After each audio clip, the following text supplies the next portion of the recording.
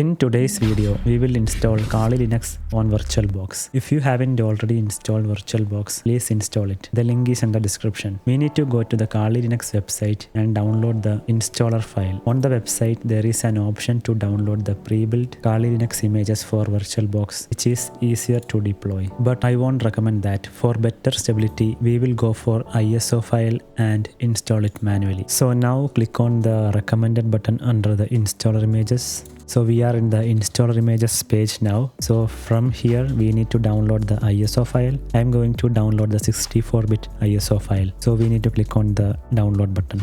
Once the ISO file is downloaded, you need to open up the VirtualBox Manager software and click New, then give a VM name. Then we need to select the ISO image, the ISO file which we have downloaded. Click here and then select it. If it is not there, then you will need to click Other and then you need to browse from the downloaded location. So I already have it here, so I can just select it from here and then type Linux, subtype Other Linux. This one you don't need to change anything. And for hardware, I will recommend at least 2 GB of RAM, so you can change it here. 2 GB is good. And for processors, I would recommend at least 2. 1 is okay, but you can give 2 if you have. So the thing is, as long as you don't pass these red marks, it should be fine. And then for the hard disk, you can give up to whatever you want, but 20 GB is the minimum. I will recommend at least 20 GB. And once all these are done, you need to click the finish button. Then click on the start button. This will start the installer.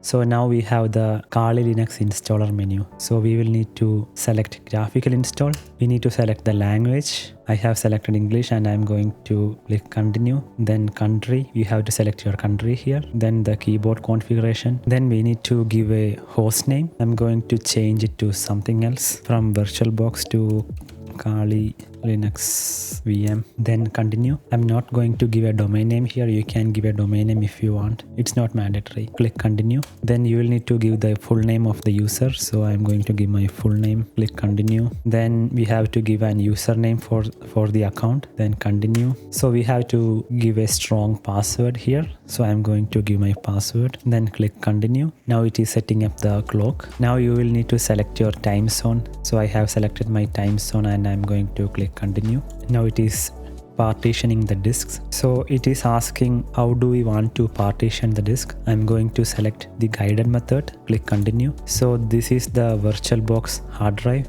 We have allocated 25 GB of space for this. So this is that drive. We need to click continue. So here I am going to select the default option, all files in one partition. This is actually recommended for new users. Click continue. Then finish partitioning and write changes to the disk. So we need to click continue here. So it is asking confirmation whether to write changes to the disk. So we need to select yes and click continue. Now it is installing our operating system on that hard disk. Now we have the software selection menu, so I am going to keep it as default and click continue. Now it is installing the softwares. This part of installing the Kali Linux on VirtualBox is the most time consuming. It takes a while to install all the required softwares on the Kali Linux.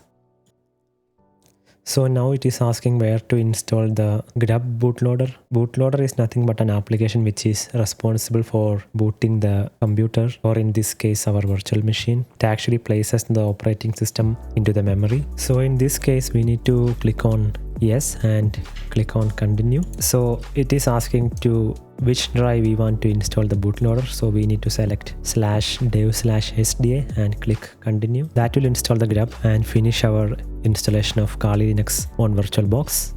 Okay, so now the installation is complete. So we can click on continue. So our VM will be rebooting.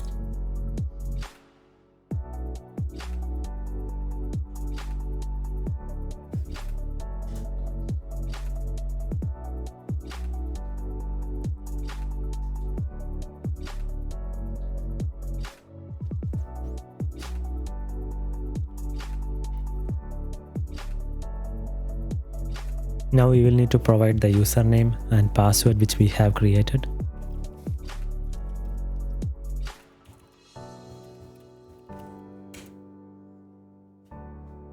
So here from the view, you can change the screen size. So I am going to select 175 so that we can see everything properly. Okay, so we have now successfully installed Kali Linux on VirtualBox. Thanks for watching.